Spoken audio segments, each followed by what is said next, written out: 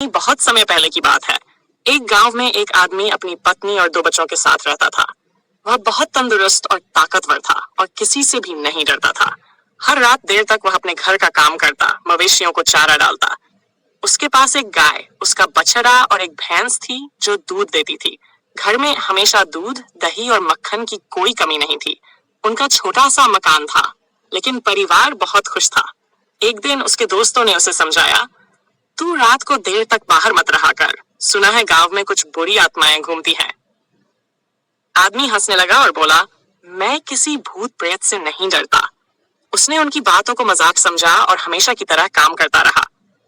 कुछ दिनों बाद गांव का एक आदमी रात को किसी के घर से अपने घर लौट रहा था। तभी एक भूत ने उसकी जान ले ली। जब ये बात उस ताकतवर आदमी को पता चली तो उसने कहा, वो तो शराबी था, हो सकता है किसी पत्थर से टकरा कर मर गया हो। ये घटना अभी 4-5 दिन ही पुरानी थी कि एक रात वह आदमी अपने परिवार के साथ सो रहा था। तभी घर के बाहर किसी की आवाज आई। उसने दरवाजा खोला और देखा कि उसकी गाय किसी दूसरे किसान की फसल खराब कर रही है। वह तुरंत हाथ में एक लैंप लेकर गाय को पकड़ने पीछे गया। गाय थोड़ी दूर जाकर कहीं गायब हो गई। तभी उसके सामने एक बड़ा सा आदमी आ खड़ा हुआ। पूरा शरीर काले रंग का, लाल आंखें, उल्टे पैर और सिर पर 2 बड़े सींग। वो एक भूत था। आदमी चौंका, लेकिन डरने के बजाय उससे भिड़ गया। दोनों के बीच भयंकर लड़ाई हुई। कभी भूत उसे पटकता, कभी वह भूत को। थोड़ी देर बाद उसकी पत्नी कुछ गांव वालों के साथ वहां पहुंच गई। सभी के हाथ में जलते हुए लैंप और डंडे थे। उन्हें देखकर भूत वहां से भाग गया। तब तक वह आदमी नीचे गिर चुका था। गांव वाले उसे उठाकर घर ले आए।